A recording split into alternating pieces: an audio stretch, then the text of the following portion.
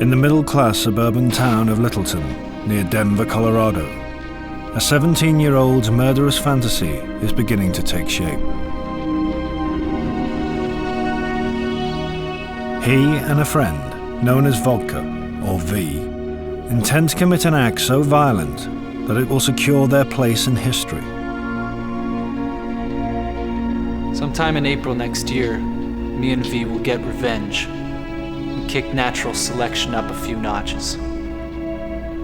If we've learned the art of making time bombs, we'll set hundreds of them around roads, bridges, buildings, and gas stations.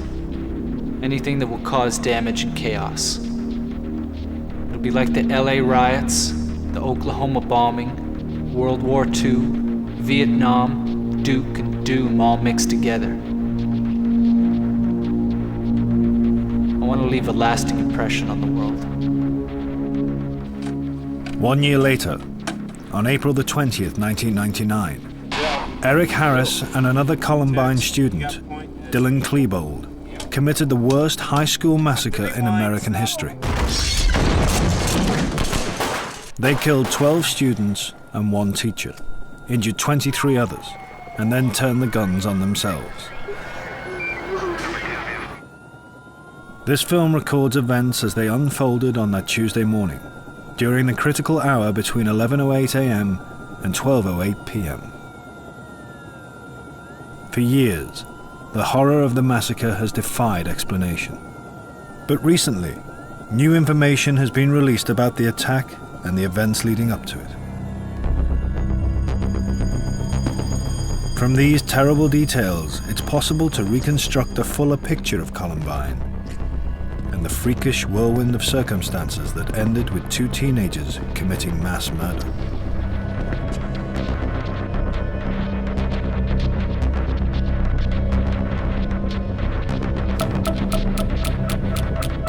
At 11:08 in the morning, and Eric Harris is 3 minutes away from Columbine. NBK came quick. Everything I see and hear, I relate to NBK somehow. Feels like a goddamn movie sometimes. NBK is Eric and Dylan's code name for the coming massacre. It stands for Natural Born Killers, a movie they both admire. The film tells the story of Mickey and Mallory, 2 mass murderers with traumatized childhoods who become media celebrities. For Eric and Dylan, the movie seems to represent a kind of redemption, that they, like the fictional characters, are ultimately superior. I know we're gonna have followers because we're so fucking godlike. I mean, we're not exactly human. We have human bodies, but we've evolved one step above you fucking human shit. I mean, we actually have fucking self-awareness. A key element in Eric and Dylan's sense of alienation comes from their school. I hate you people for leaving me out of so many fun things. And no, fucking don't say, well, that's your fault, because it isn't. You people had my phone number, and I asked and all. But no, don't let the weird Eric kid come along. Oh, fucking no. In Columbine High School's unspoken hierarchy, Eric and Dylan see themselves at the bottom of the pile. The weird kids who hang out with the other outcasts. At the very top are the jocks, a group with their own rules of conduct and their own dress code, which includes white baseball caps.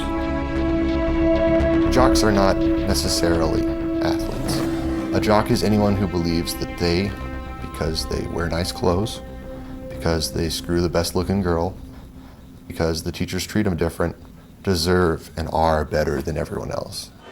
Although Eric and Dylan will not target the jocks in their shooting rampage, witnesses will later report that they both seem hell-bent on revenge against the school itself. They went to Columbine High School to kill people. They didn't go shoot up the police station. They didn't go to the public library. And that's because they hated this school. They hated the injustice of this school. They hated the environment. And I am not in any way condoning what they did, or I'm just trying to find the answers. You've given us shit for years. you're fucking gonna pay for all the shit. We don't give a shit. 'Cause we're gonna die doing it. At 11:09 a.m., the cafeteria at Columbine is just starting to fill with students on their lunch break. At some point earlier that morning, Eric Harris and Dylan Klebold planted two 20-pound propane bombs in the cafeteria. Both bombs were set to explode at 11:17, just as the cafeteria reaches the peak of the lunchtime rush. The plan was to kill as many students as possible in the explosions and to execute survivors.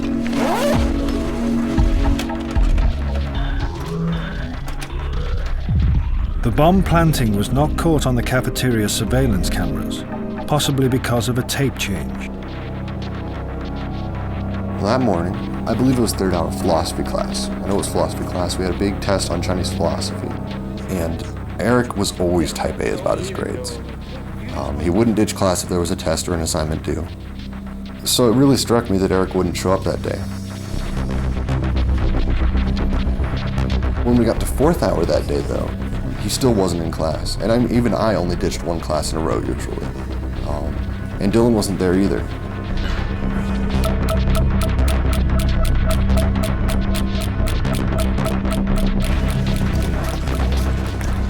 Another Columbine student is 17-year-old John Savage. He's just completed a music class. I got to school early, did some homework. It's just one of those days that you don't expect anything to happen. We just finished up string orchestra. I was trying to decide whether or not to practice like way back in the back of the school in the band room or go to the library.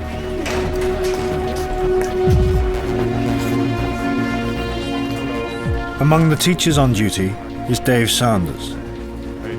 He's a popular sports coach in the school because of his ability to get the best out of the least likely athletes. Patty Nielsen is a 35-year-old teacher working part-time at the school.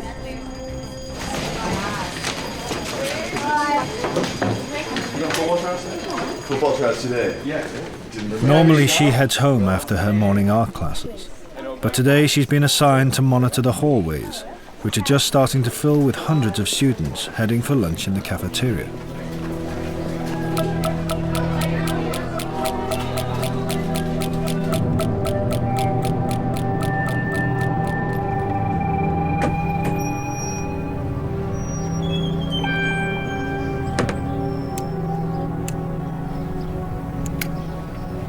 After creative writing, every day, I'd go out for my smoke.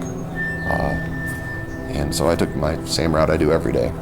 Go out for a smoke, walk around. Except this day I saw Eric pull in.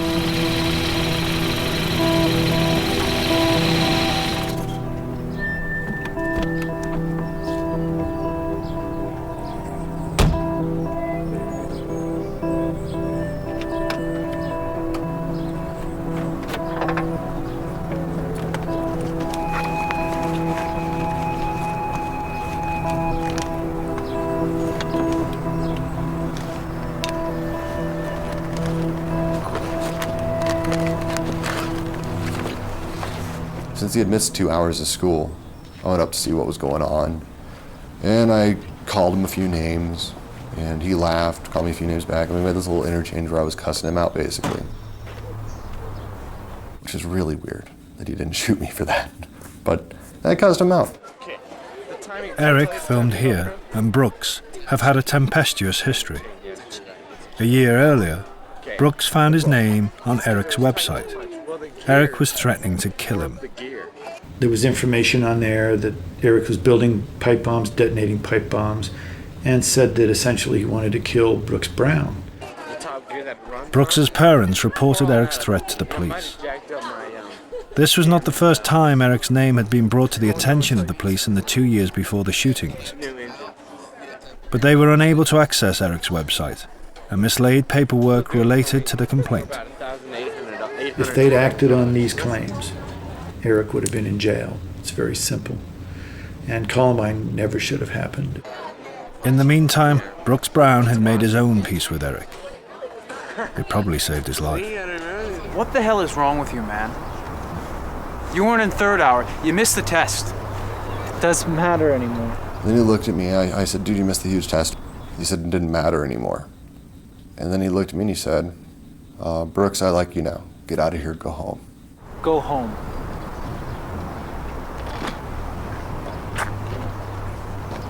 Okay.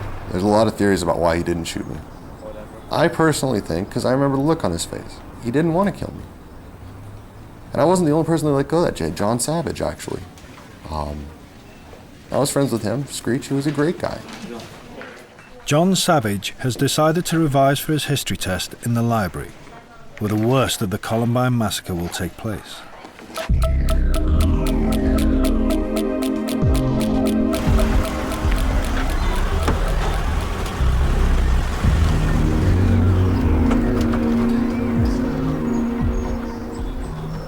Eric and Dylan have arrived with a huge arsenal of weapons.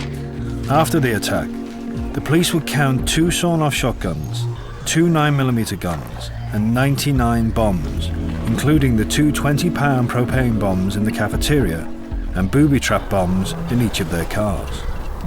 They have spent a year gathering these weapons, a year planning a massacre intended to wipe the school off the map.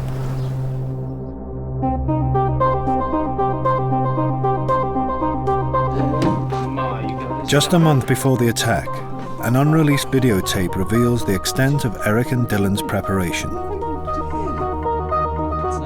This is a reconstruction from reports of the tape's contents. The cameraman is Dylan, the location, Eric's bedroom. Eric reveals dozens of hiding places, containing what amounts to a small armaments factory. How did Eric succeed in concealing such a vast collection of lethal weaponry? The question still remains unanswered. Eric's parents have not spoken publicly since the massacre. Hi, Mom! But his play acting at the end of the tape shows that Eric is well aware of his skills in the art of deception.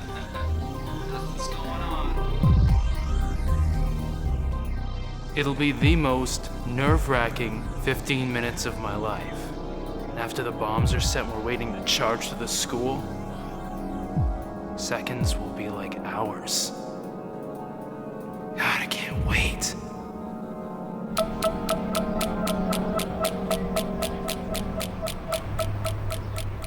In a far corner of a school parking lot, Neil Gardner is taking a quick lunch with Andy Marton, a Columbine security guard. Gardner is a local police officer with special responsibility for the school's students and teachers. In the past, he's seen Dylan Klebold around the school, but he doesn't know Eric Harris. And he does not appear to know that Eric and Dylan have already been in trouble with the police and the courts.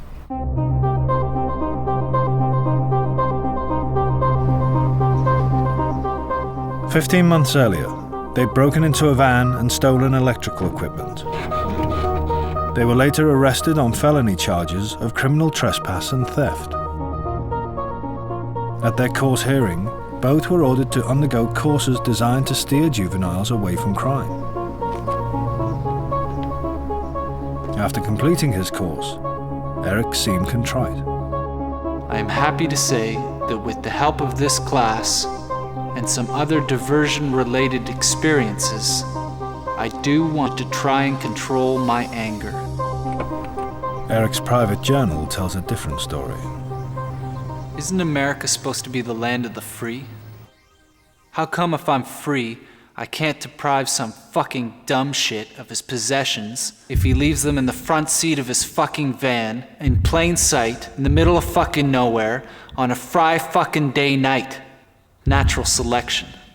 Fuckers should be shot. Their encounter with the law reveals the existence of a kind of parallel universe. While outwardly apologetic and reformed, Eric and Dylan were now bonded by a shared rage. My wrath from January's incident will be godlike. Not to mention our revenge in the Commons. The Commons is the Columbine cafeteria. Eric and Dylan have drawn up detailed plans for the attack. The bombs are set to explode in 1 minute's time. There are 480 students inside, almost a quarter of the school's population. Richard Castaldo is on his way out to meet his friend Rachel Scott. They plan to have lunch just outside the school's west entrance. In their trench coats, Eric and Dylan attract little attention. They've often worn this uniform to school. The attack is now just seconds away. When I first sat down, to eat my lunch, I saw a couple of guys come off to my left, and they threw some. I didn't know what it was at the time, but it was a pipe bomb, and I remember it went off, and it didn't really do anything. And I thought, at first, I just kind of thought they were, screwing around, because it was, I guess, like a senior prank or something, because school was about to end.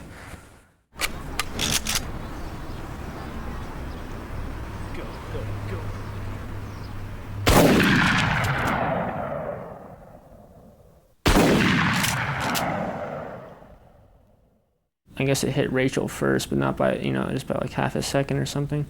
So I kind of remember seeing that out of the corner of my eye and just kind of braced myself, I guess, and then.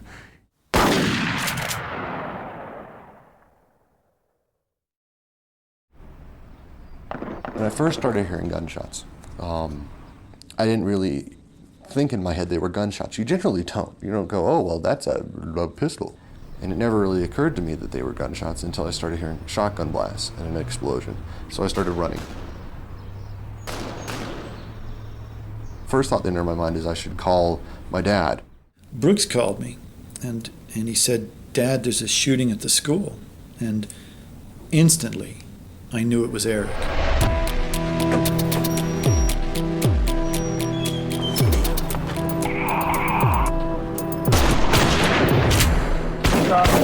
I saw him throw a couple grenades on the roof and they exploded. And then I saw him shooting guns down towards the parking lot. Inside the school, no one's sure what's going on. Some think it's just a prank by senior students. Dave Sanders realizes it might be much more serious. Neil, I need you in the lunchroom urgently. Neil Gardner receives a panicked radio message from inside the school, but he thinks at first that it might be no more than an accident on the school grounds.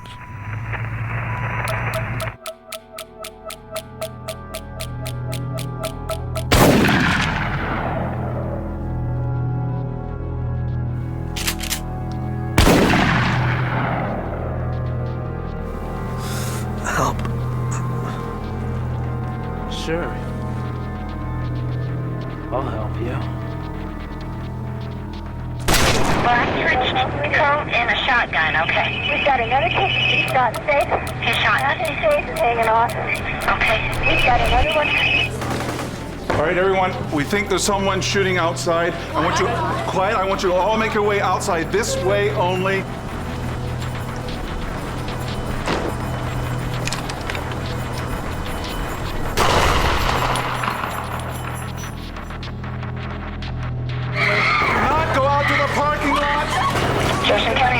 Yeah, there's some going on at Columbine High School. Someone's shooting a gun out here and someone got shot, I think. Okay. Can you see anything going on over there? No, some girl's on the ground. I think she's paralyzed and I think she's hurt. I'm not sure. Okay, hold on the line here with me. Within seconds, Dave Sanders and two other Columbine staff members have evacuated most of the cafeteria. Eric and Dylan's bombs are now due to explode, but fail to detonate. As the injured Sean Graves makes an attempt to reach safety inside the cafeteria, he's aware of one of the gunmen coming up behind him. He plays dead.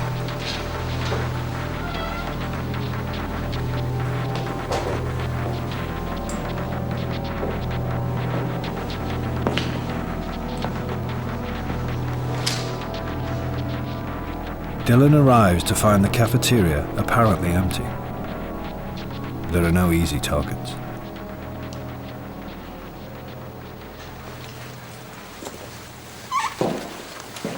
Where's everyone Dave Sanders now embarks on a determined attempt to secure as much of the school as possible. Quiet, quiet, quiet, quiet. Even if they come in, stay very still, okay? He will spend the next 2 minutes running through the hallways and classrooms, doing all he can to make sure students have some form of protection. In a science lab on the upper floor of the school, 17-year-old Aaron Hansey is completing a homework project. It was a lunchtime. It wasn't a regular class. But within a few minutes, you started hearing things, and it was kind of weird because you didn't usually hear those type of sounds. And then you started feeling the floor move or the walls move. Just really curious at that point because I had no idea what was going on. But shortly after, when a teacher came in, then we found out what was going on. Everybody get down behind your workbenches. I'm gonna lock the door so The teacher came in and informed us that people were shooting inside the school and to get down behind the workstations. He informed us that he was locking the doors. We can leave, they were fine, you can go through them, but you can't come in. This is what we always wanted to do. This is awesome. Let's do it.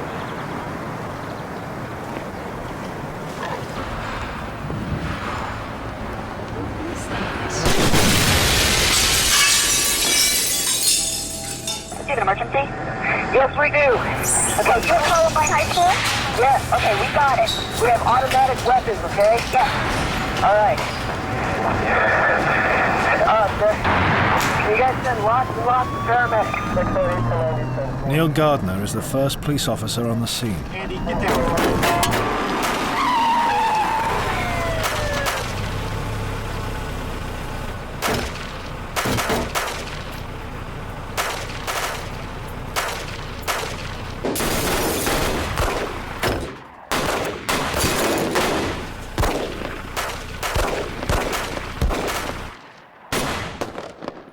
Code 33.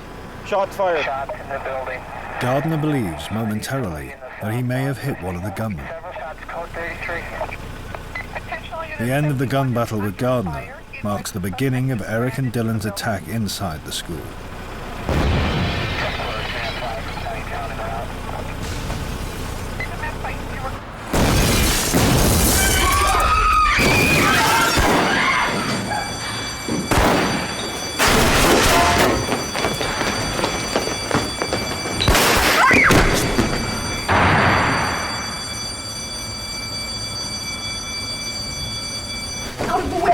Well, the first thing that I really remember was when the lady came running into the library and she said, "Everybody get under the tables, there's a kid out there with a gun." You know, that was my first like, oh man, something's going down. Get down! Everybody get down! Get under the tables! I think everyone was just kind of too shocked to actually do anything. You know, they were still trying to figure out, and then like, she said it a second time, like, get under the tables. And then people started to respond.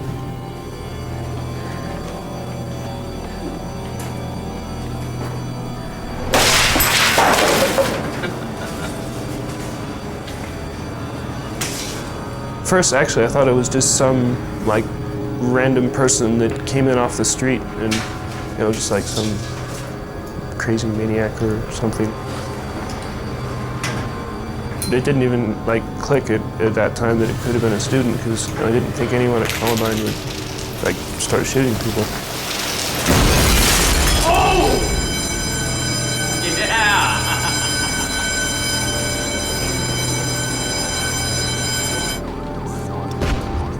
I just kind of sat and waited, you know. I guess I was just hoping I wasn't going to die, really. Jefferson County 911. Yes, I am a teacher at Columbine High School. There is a student here with a gun. He has shot out a window. I believe one kid shot. I've been Columbine High School. I don't know what's in my shoulder. If it was just some glass, who or what. Okay, has anybody been injured, ma'am? Yes. Who is the student, ma'am? I do not know who the student is. Okay. We've got help on the way, ma'am. Okay. God. Stay on. God. Oh, God.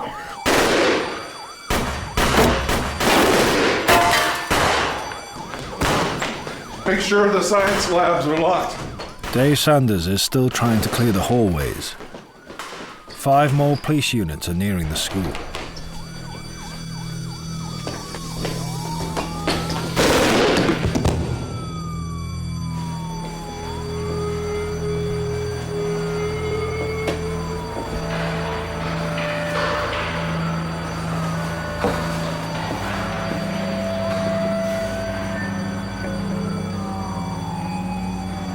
Dave Sanders is badly injured. The killing spree inside the school is about to begin.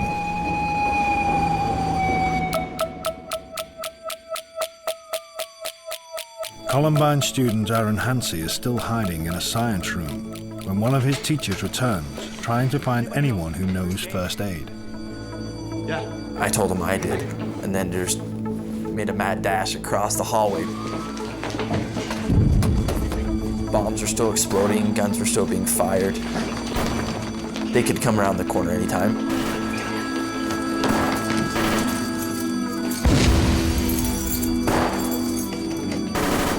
Dave Sanders has crawled out of the hallway and collapsed in a nearby science room. He's in desperate need of medical attention. And then we went through the back doors into the corner science room where I found Dave Sanders. Mr. Sanders, it's okay, we're here to help you. It's Aaron. The paramedics are on their way. When I first got to Dave, he was conscious, fully aware of what was going on. So when we got to him, he was on his stomach. I thought he had been shot with a shotgun or something, and just in the chest at close range or something like that. We're gonna push you a little bit on your back here. 1, 2. Aaron quickly discovers that Dave Sanders has an entry wound in each shoulder. When I looked over the situation, yeah, he had been shot, and that's no small cookie, but he was conscious and he was very aware of his surroundings. He's doing great. You're doing great, Mr. Sanders. Teacher Teresa Miller tries calling 911, but the lines are constantly busy. Help is on the way, don't worry. I thought we were going to be able to take him out and that he could get fixed, get operated on if needs be, and recover. By now there are 6 police units outside the school. Some are tending to frightened and injured students around the parking lots. Others are securing a perimeter.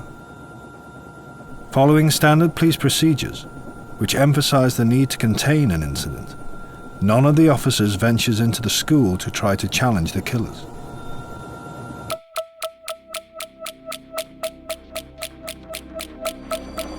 I'm not sure.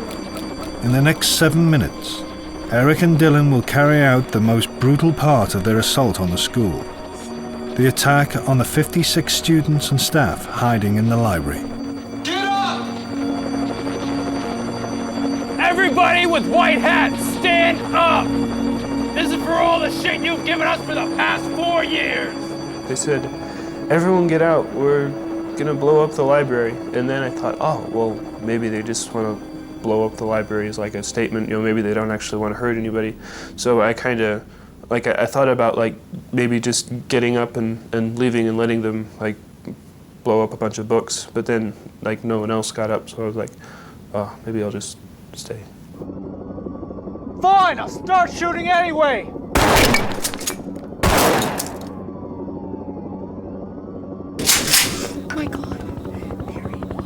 Okay, stay with me, ma'am. You're doing great. You are doing great, okay? Now they said he's gone to the library. He's in the building. Okay. After they walked about halfway through into the library was when they came into my view. And then I could see that it was actually people that I knew, students. It was just these 2 people that I thought were just ordinary, regular kids were suddenly blowing things up and shooting. And I was like, what are they doing? Let's go kill some cops.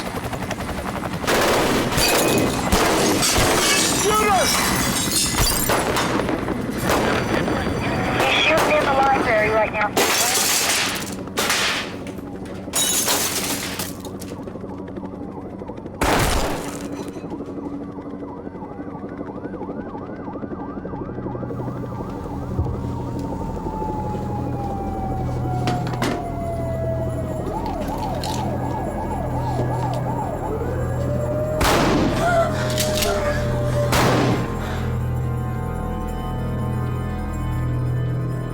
quit your bitching.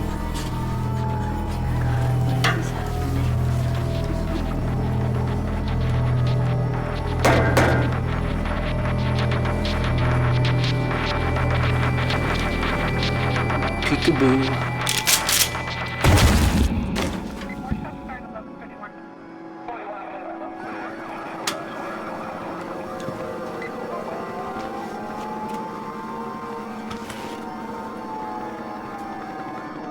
You want to die, huh? Well, we're all gonna die. We're gonna blow up the school anyway.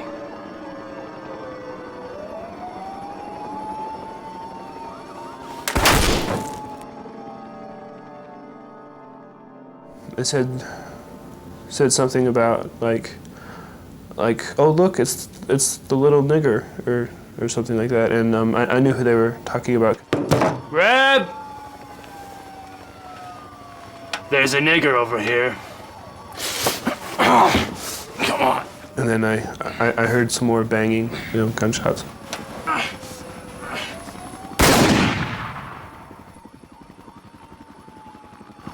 Can't believe I just did that. Cool.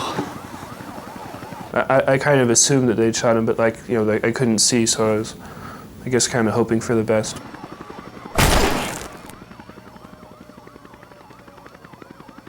Who's ready to die next?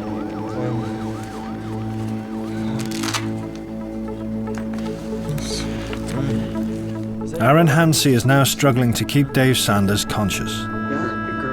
With the help of a teacher and another student, as well as his father who's phoning in first aid advice from home, Aaron uses family pictures from Dave Sanders' wallet to keep him talking.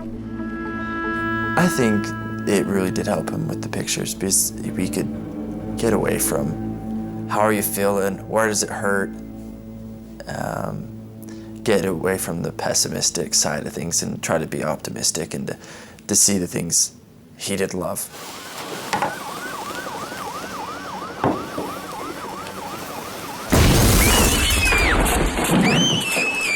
Listen up, you fucking scared pieces of shit!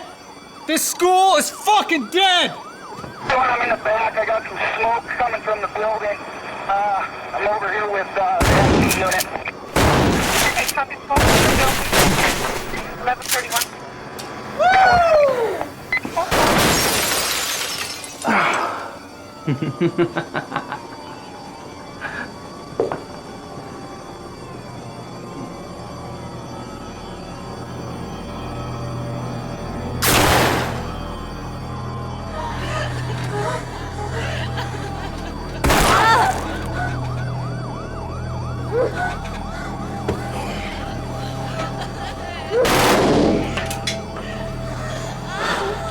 Pathetic!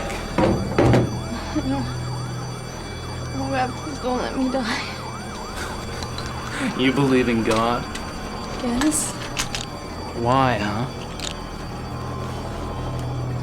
Because I believed. Because my parents brought me up that way.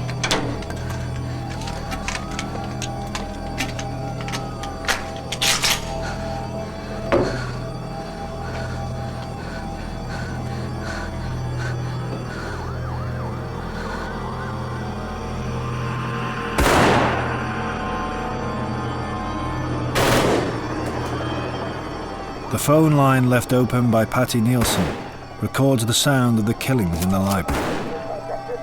Okay.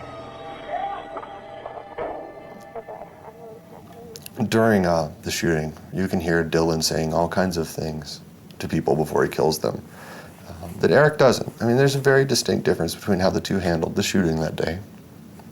And it's incredibly difficult to listen to, even if you don't know the people they're killing and who's killing them. I could see his boots coming towards me through the rows of bookshelves, and I was like, wow, this is it, and I was like, man, this, I could die here. It was pretty shocking, I guess. Who's under there? Identify yourself. I said, it's John, because, I kind of knew him a little, and I was hoping he'd, remember that I wasn't a jock and that I'd, tried to treat him with respect and stuff. John Savage? Yeah.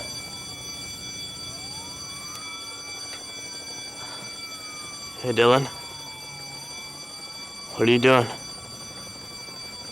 Just killing people. Oh. It was just creepy. And then so I looked up at him and I said, "Are you gonna kill me?" And he said, "What?" Again, because the fire alarms and everything. So I asked louder, "Are you gonna kill me?" Are you gonna kill me? No, man, just get out of here. Just run. Run. Run!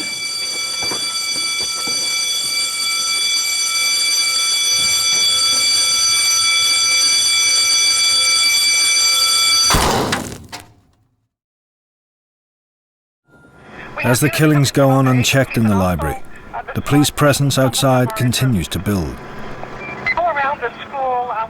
Gunshots from the library are clearly heard and reported by officers outside, who are just tens of meters away. The police now also have good descriptions of Eric and Dylan. But no officers will enter the school for another half an hour. Later, the police will say they'd received conflicting reports of a sniper on the roof, and that there were as many as 8 gunmen. Also, communications problems made coordination ever more difficult. And one of the things the police don't want you to know about that day is that on April 20th, while the executions are taking place, while these innocent children are being murdered in the library, the outside library door is propped open, and the policemen that are standing by their cars on the lawn outside are listening to these children be murdered. And they listen and they listen, and they never rescue them, and they let them be murdered. And no matter what they say, that's not acceptable. And when they talk about how they saved many kids that day, that's not true. Those kids saved themselves that came out of that school. They saved themselves. And as an example, Lisa Kreutz, a girl who was shot and lay on the floor in and out of consciousness, bleeding, and they rescued her. They got to her at about 3:45 in the afternoon, and she was still alive.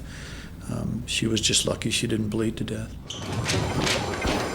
I was actually scared that they might change their minds, so I ran as fast as I could in case they decided to turn around and shoot me in the back.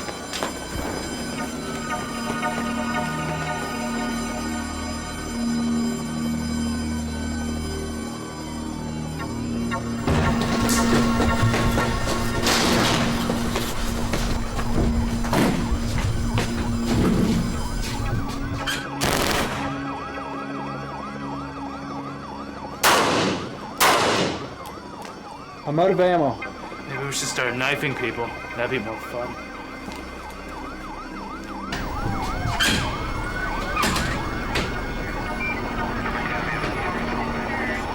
I guess really it made me realize how short life is, you know? When you're young, it seems like it's gonna like go on forever and you got plenty of time. You don't have forever. The 7-minute killing spree in the library comes to a sudden end just before 11:36. Evan Todd. Even though Dylan now confronts one of the school's athletes, the injured Evan Todd, he threatens and abuses, but doesn't kill. Do you want to go to the Commons? I have one more thing to do. He now seems reduced to a gesture of repressed rage.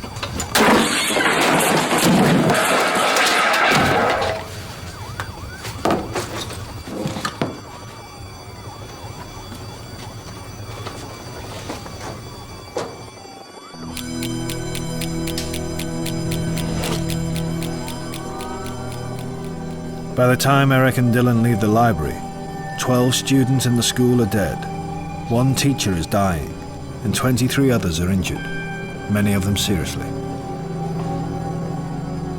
There's been no pattern to the attack.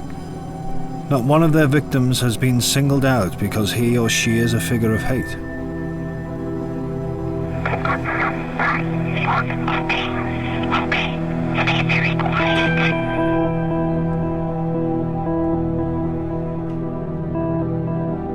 there are still hundreds of students and teachers hiding elsewhere in the school.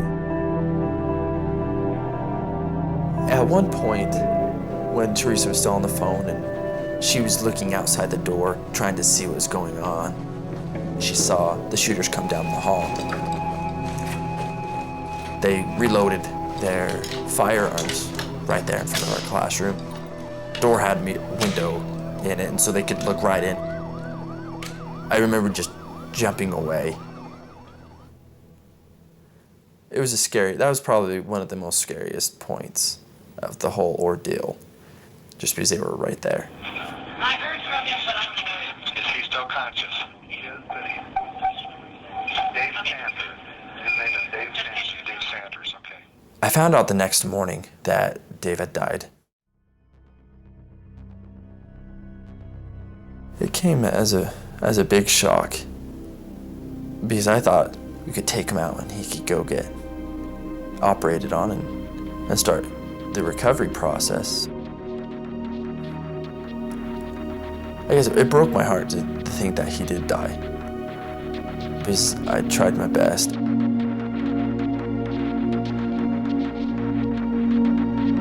Eric and Dylan's movements through the school now seem directionless. Eric's secret journals and video recordings leave the clear impression of a disturbed mind, filled with grandiose and destructive schemes. Dylan, however, is a mystery. Would Dylan be a part of it? I couldn't imagine it. But could he be caught up in it in some way? Yes. And I think Eric was dominant over Dylan. I do believe that I had that conversation with Dylan's mother after the shootings, that Dylan was always trying to be there for Eric and actually take care of them, because Eric didn't have as many friends. Dylan had friends. People liked Dylan. When Eric and I first met, and for a considerable amount of time thereafter, I got no hint that he had this other side to him, that he was this angry. I don't think he was at the time. This would have been freshman and sophomore year. I don't think for freshman year he was that angry. He was on the soccer team. He was hanging out with us. We were doing all kinds of stuff. He didn't nearly have the simmering anger that he did later on, by any means. I think he was a different person. Columbine changed me. I know it changed him, obviously. But I don't think he was nearly as psychotic as he turned out to be. We hate niggers, spics, and especially white pieces of shit. We hate... You know what I hate? Racism. Anyone who hates Asians, Mexicans, or anyone of a different race just because they're different. You know what I hate? Star Wars fans. Get a friggin' life, boring geek. I hate people who drive slow in the fast lane. God, you people do not know how to drive.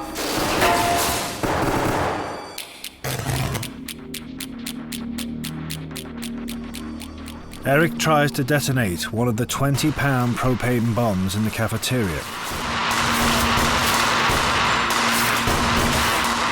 It is, perhaps, his first suicide bid during the attack. Get pretty radioactive. In the months before, Eric had been prescribed an antidepressant drug called Zoloft, which is commonly used to treat obsessive-compulsive disorder. But his condition just seemed to get worse. And he was on Zoloft for 6 weeks, and he reported that he was both having homicidal and suicidal ideation. That's where you constantly think about hurting yourself or hurting someone else. And he did realize it was coming from the medication.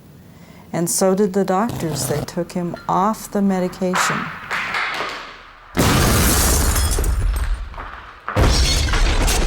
But all he got in exchange was a different brand name. He got Luvox.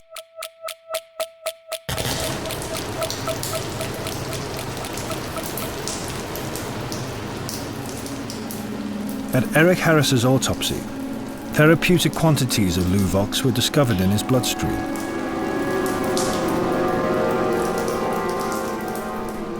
Dylan Klebold's autopsy report found no traces of drugs.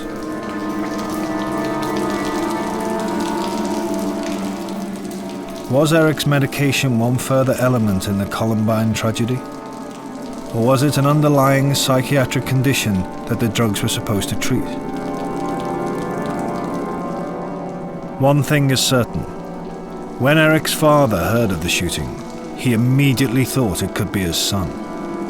County 911. My son is Eric here, and I'm afraid that he might be involved in the shooting at Columbine High School. Involved how? He's a member of what they're calling the Trench Coat Mafia. Okay.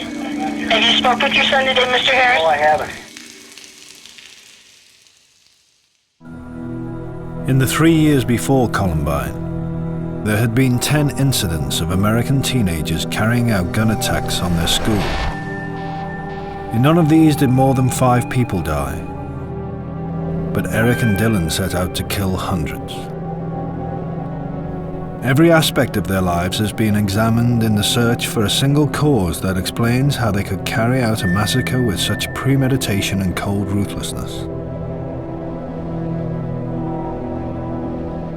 But perhaps the answer is that there is no single cause. That Eric and Dylan were created by a kind of perfect storm of circumstances that gave them the means and the opportunity to carry out an outrageous act of teenage terrorism. And this was compounded by omissions and oversights by police, parents, doctors, and the school.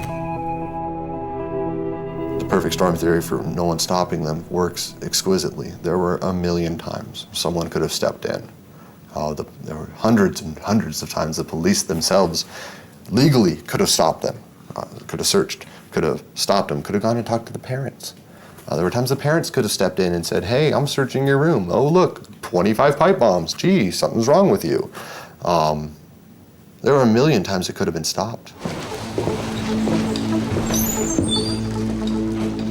As midday approaches, Eric and Dylan make their final journey back towards the library. A 6-man police SWAT team is about to enter the school, but from an entrance at the far end of the building. The police will sweep through the school, room by room, and will reach the library last of all, almost 3.5 hours later. Since Columbine, the local police have reviewed their tactics on what they call imminent threats. Officers responding to shooting incidents are now trained to intervene early.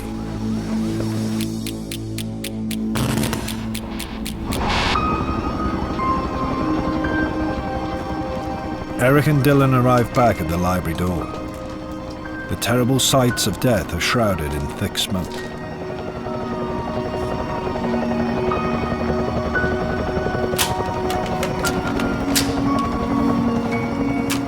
They will make one last, near-suicidal gesture before ending their lives just a few meters from many of their victims.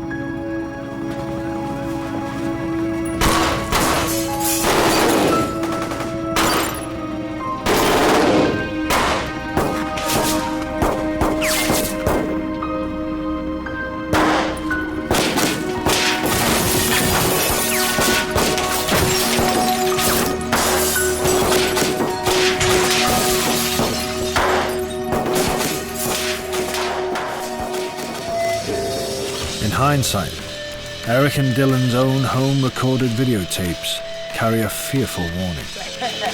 No. But few could have imagined that they would turn fantasy into tragedy.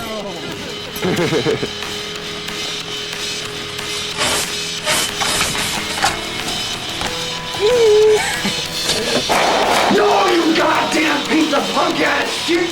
Do not mess with that friggin' kid! If you do, I'll rip off your goddamn head and shove it so far up your friggin' ass, you'll be coughing up dandruff for 4 frickin' months!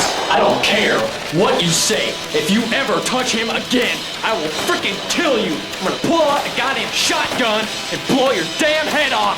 Do you understand, you little worthless piece of crap? Entry exit. That's not a good one. I mean, not fucking,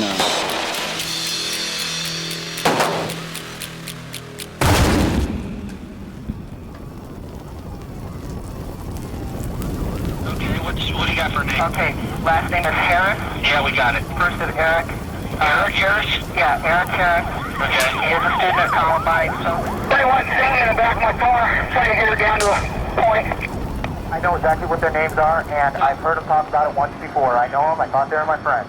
Okay. One of them is named Dylan Clayball. We got him. We don't have an exact number yet. Just from what I heard before, 6 to 8 outside. We don't know who's injured inside yet. And how is Mr. Sanders doing? How's Mr. Sanders doing now? He's still breathing.